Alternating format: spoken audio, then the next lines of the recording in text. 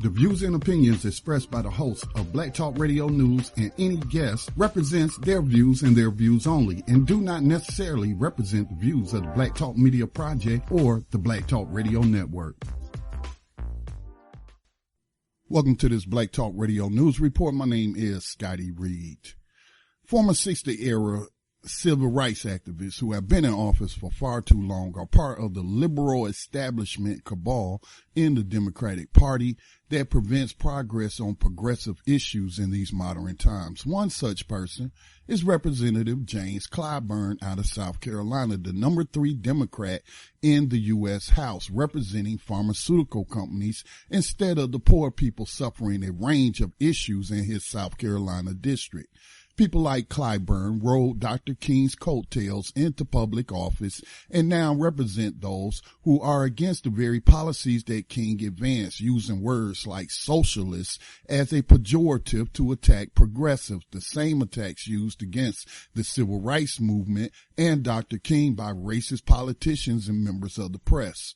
In an interview with Mehdi Hasan, Clyburn made the same talking points he has made in other interviews, which can be heard repeated by other liberal Democrats in Democratic primary races around the country. I mean, I guess the context is you have been quite critical of the left of your party. The Democrats lost a net dozen House seats last November, despite winning the White House. You've been very critical of the party's progressive wing for, quote, sloganeering, you say, with movements like Medicare for All and defund the police. In May, though, Congressman, a focus group study from the polling firm Lake Research Partners found that swing voters paid only a little attention to Republican attacks on socialism or defunding the police, which they viewed as divisive fear-mongering, and that the bigger problem was that many voters didn't have a clear grasp of what the Democratic Party stood for. So is the whole attention on defund the police really a deflection by the party leadership from your own failures? That's what your critics on the left would say. That is absolutely poppycock.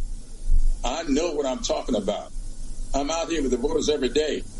I did a town hall meeting last night in Jasper County, South Carolina. I can tell you, defund the police is a non-starter, even with black people. And if you don't think that's true, then look at the results of what just happened in New York City's election.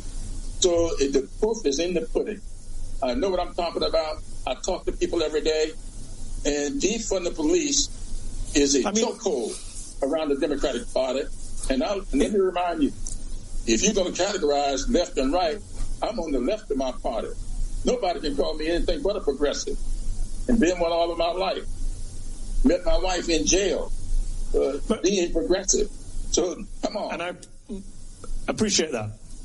But, Congressman, just on the specific issues, because I know you care strongly about this, when you say defund the police, I'm not talking about the popularity of it. I'm talking about whether it hurt your party. None of the candidates in the November House elections ran on defund the police. You mentioned New York. Not a single New York mayoral candidate ran on defund the police. So I'm not sure why. I mean, I know why Republicans keep going on and on about it. I'm not sure why you seem to think it's such a big problem for your party.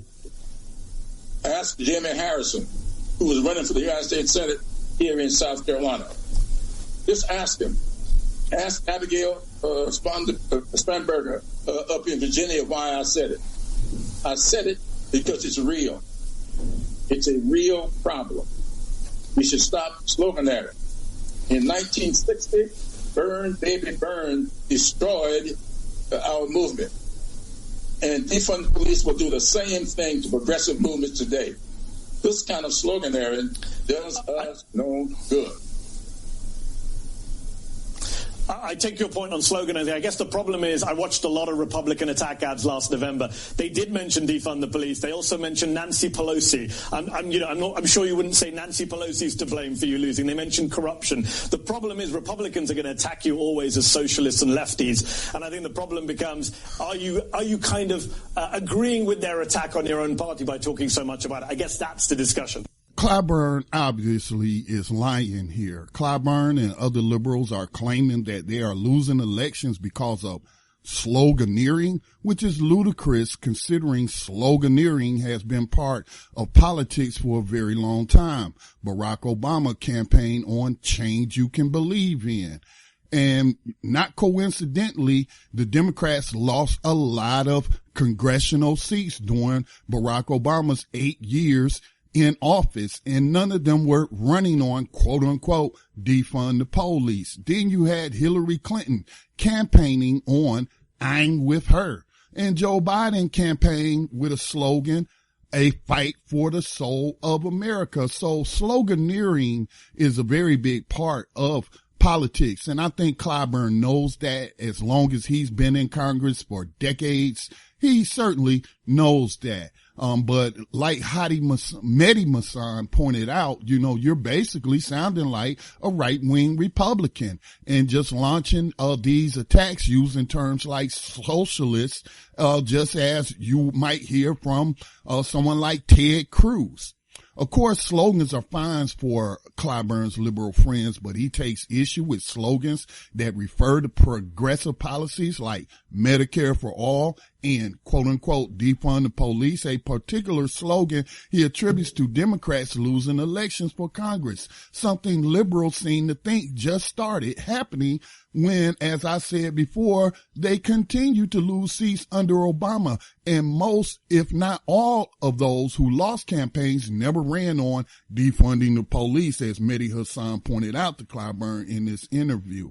I will also add that Hillary Clinton was not running on defund the police, and she was against many of the progressive policies that was put forth in the Democratic primary by one Senator Bernie Sanders. I recently read a political article, seemingly the writers taking cues from the liberal establishment of the Democratic Party and saying that Hillary Clinton lost because of defund the police. This is nothing but revisionist history. This is straight up lies. Something that we come to expect from certain conservatives, but more people should realize that your liberal Democrats do just as much lying. Clyburn claimed that he is to the left of the Democratic Party. How can you be to the left of the Democratic Party when you're against Medicare for all? Primarily because you're the number one person in Congress who's taking in the most money from the healthcare industry, particularly the pharmaceutical industry. So him claiming to be a progressive, but speaking out against and even sabotaging progressive policy should be clear to anyone who's doing their research and paying attention. This is a man who endorsed the moderate right-leaning Jim Crow Joe over Bernie Sanders and has continued to back liberals in Democratic primaries against progressives. Clyburn then makes the absurd comment that in the 60s, the slogan, burn, baby, burn, which he said he was against and it destroyed the party, that was connected to the Watts uprising against police brutality that resulted in millions of dollars of property damage.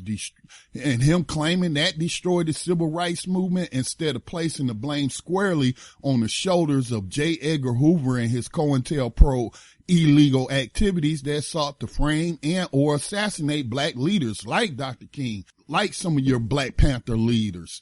Clyburn is blaming slogans instead of white supremacists in government and law enforcement for destroying the civil rights movement.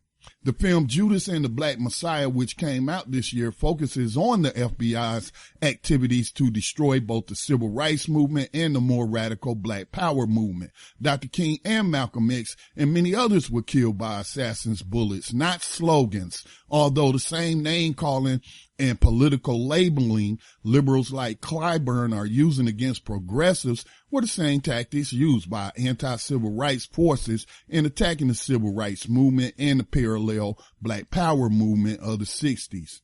Indeed, the leaders and activists of that day were either framed, imprisoned, murdered, or got government jobs after the passage of the Civil Rights Bill of the 60s. And people like the deceased John Lewis and James Clyburn are perfect examples of the 40-plus year stagnation in progressive policy advancement.